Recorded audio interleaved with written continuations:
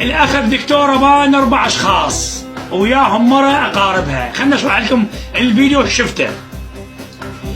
وكانت الكهرباء طافيه نهائيا. شخص واحد اللي خابرته هو يراقب لها، اللي اجى وراقب. ما عرفوا دكتوره بان من صعدت الا من فتحت البوب. تعرفون ظلمه ومن تفتح البوب تنفتح اللايتات والاشاير مال السياره. لاحظنا دكتوره بان بلبسها لابسه قميص ابيض وشالها الابيض وبنطلون الرصاصي. بالمناسبه من اخذوه من ماخذينها ماكو اي تليفون تصوير ولا مرت المحافظ موجود. هي اساس البلد بس مو وياهم هي يعني. ومن اخذوها مكان قريب عندهم هم مكان البعد ماله تقريبا ما يقارب 20 دقيقه بالسياره. وهم 4 فقط. واللي تم اغتصابها هم ذول ال4. من اتصلوا بالقنصل الايراني ومصطفى سند قال لهم شلون تغتصبونها. لهذا رجعوها للبيت وفعلوا فعلتهم وشرحوها بسكينه مالك صابه. خليها بالك، سكينه مالك صابه، سكينه مالك صابه. ولا اكو فيديو بالتنفيذ والاغتصاب، ولا اكو فيديو داخل الحمام شو يسوي. هذا كله كذب.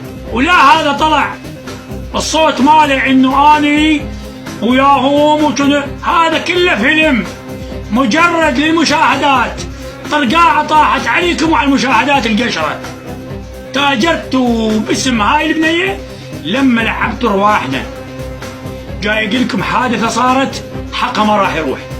نريد منكم تعاون. انطونا اللي عندكم الجرائم القديمه. كثير من الناس عندها جرائم قديمه دزونا اياها.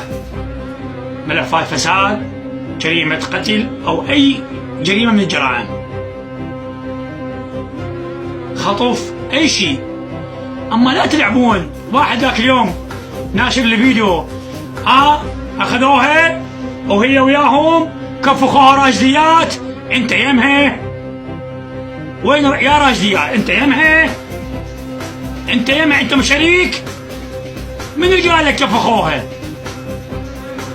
يعني فت مسألة واحد يصرخ وواحد قاعد فوق يسوي هيك وواقف بعمارة وهو طلع ساكن بهولندا. انتم ليش تلعبون بهاي المشاعر مال الناس؟ ليش؟ شنو هاي؟ طبعا الخسة والندالة طلعت من ربعنا للأسف.